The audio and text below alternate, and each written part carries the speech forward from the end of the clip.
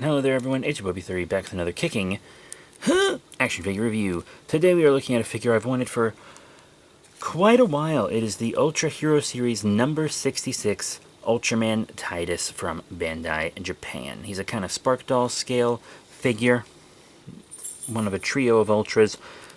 I just thought he was so funny. I like his big muscles. I think that really helps him stand out design-wise, plus the star as well. But he always did like bodybuilder poses, a real JoJo character, which on my second channel I did do a parody video about, like forever ago, years ago I think, I don't know.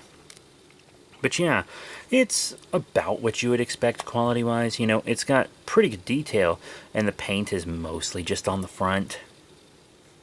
Really what you would expect from these kind of Spark Doll scale figures, you know? But I mean, it's not bad. He's got the ultra articulation, as many older kaiju YouTubers would call it. You got the 360 on each arm, and on the vest. Pretty fun, good playability. This is a nice, cheap little figure for children in Japan.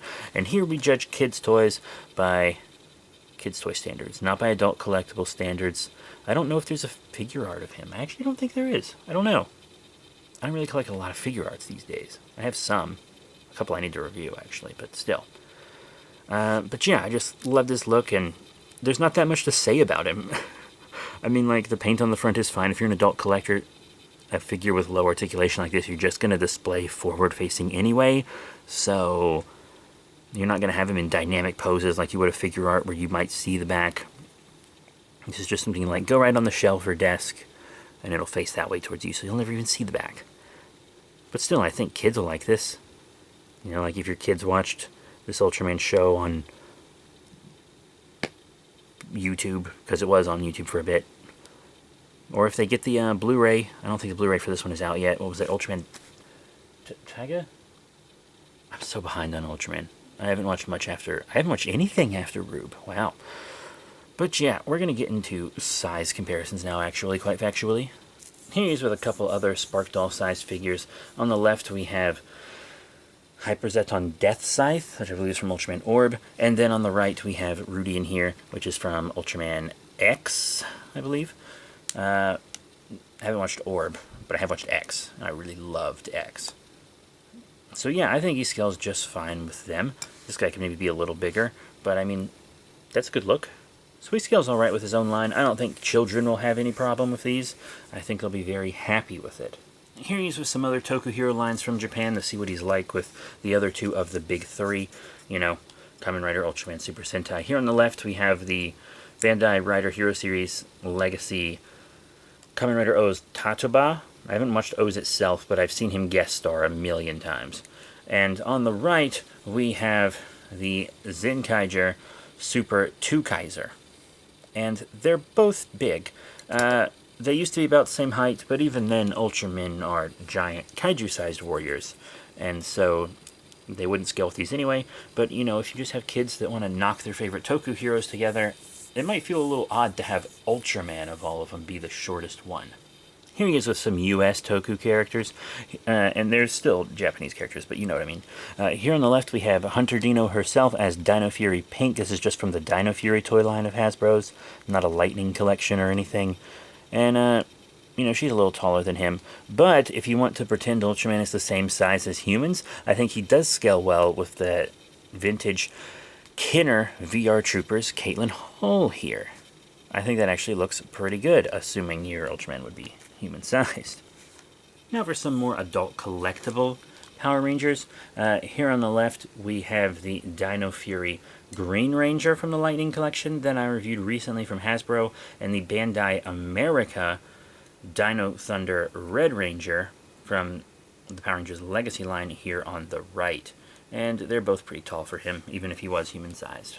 Just to show him with some other major kaiju, here's the Mezco in color, Skull Island King Kong on the left, and on the right, the Bandai Creations GMK Godzilla, 2001 Godzilla, from Godzilla Mothra King Ghidorah Giant Monsters All Out Attack. And the Kong feels a little weird, but the Godzilla really doesn't, you know. A lot of the times, these kind of more reptilian-y kaijus, having them bigger like that is cool, but then an ape kaiju, I feel like you'd want to be roughly the same size as him. It's whatever. I'm being a little too... Sometimes I'm feel like I'm being too picky, but I feel like most people would say that I'm actually being not picky enough with these. So many toy reviewers really care about size accuracy. I don't really care as much. I more care about having a nice representation of the character. I also want to show him with a larger Ultra Series kaiju. Here he is with Shin Ghidorah from the Movie Monster series, which is the line that's normally Godzilla, but it's had some other franchises in it recently, mostly thanks to the Shin universe stuff. I don't know if this is entirely accurate, but I think it looks pretty good. I think that's cool, having him so much bigger than Titas. I think that just makes it look like more of a challenge, makes it look like more of a monster. I think that looks really cool, actually. And then I gotta show him with the last of the big three kaiju, because I didn't do that. Here he is with the Movie Monster series Guardian of the Universe Gamera. I actually think that looks cool too. I mean, once again, I'm not sure how accurate it is, but it looks cool. And that's what matters at the end of the day. So, one of my final thoughts on the Bandai Japan Ultra Hero Series number 66 Ultraman Titas.